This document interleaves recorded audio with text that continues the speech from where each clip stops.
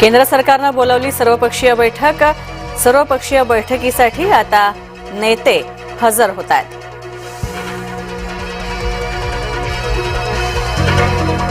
पाकिस्तानातील लाहोरमध्ये बॉम्बस्फोटांनी हादरलं लाहोर। कांठळ्या बसवणारे सलग 3 बॉम्बस्फोट। ऑपरेशन सिंदूर नंतर पाकिस्तानात हालचालींना वेग।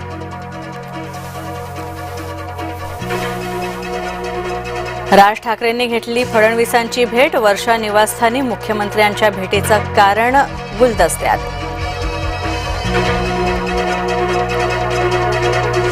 मालेगाव बॉम्बस्फोटाप्रकरणी आज निकाल येण्याची शक्यता। आरोपींना मृत्यूदंड देण्याची एनआयएची मागणी। कोर्टाच्या निकालाकडे सगळ्यांचं लक्ष।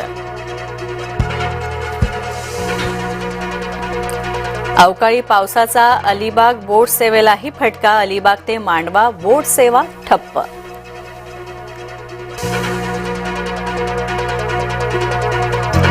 उत्तर काशीमध्ये हेलिकॉप्टर कोसळलं। दुर्घटनेमध्ये 5 जणांचा दुर्दैवी मृत्यू। पोलीस आणि एसडीआरएफचे पथक घटनास्थळी।